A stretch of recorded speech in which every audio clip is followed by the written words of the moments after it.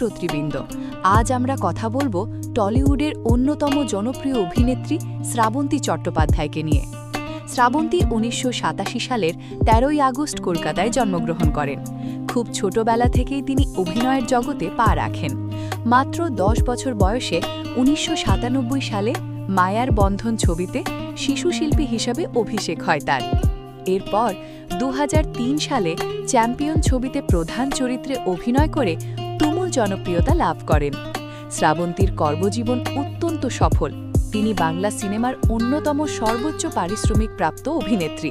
Romantic এবং পারিবারিক drama ছবিতে তার অভিনয় সবচেয়ে প্রশংসিত।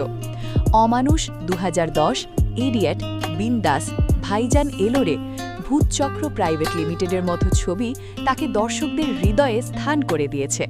বাংলাদেশের সুপারস্টার শাকিব খানের সঙ্গে শিকারী ২০১৬ ছবিটি ভারত বাংলাদেশ যৌথ প্রযোজনায় বিরাট হিট হয়।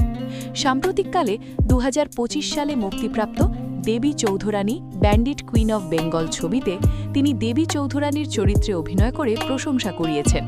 এটি বঙ্কিমচন্দ্র চট্টোপাধ্যায়ের উপন্যাস অবলম্বনে নির্মিত একটি ঐতিহাসিক ড্রামা।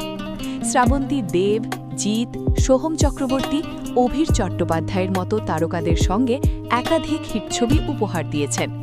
তার সৌন্দর্য, অভিনয় দক্ষতা এবং বহুমুখী চরিত্রে অভিনয় করার ক্ষমতা তাকে পশ্চিমবঙ্গ এবং বাংলাদেশের দর্শকদের প্রিয় করে তুলেছে। ব্যক্তিগত জীবনে শ্রাবন্তী ৩ বার বিবাহ বন্ধনে আবদ্ধ হয়েছেন। তার একটি পুত্র সন্তান রয়েছে, নাম অভিমন্যু। ২০২১ সালে তিনি রাজনীতিতে যোগ দিয়ে বিধানসভা নির্বাচনে প্রতিদ্বন্দ্বিতা করেন, যদিও পরে দল ছেড়ে দেন। শ্রাবন্তী চট্টোপাধ্যায় আজও টলিউডের উজ্জ্বল নক্ষত্র। তার অভিনয় যাত্রা অনুপ্রেরণাদায়ক।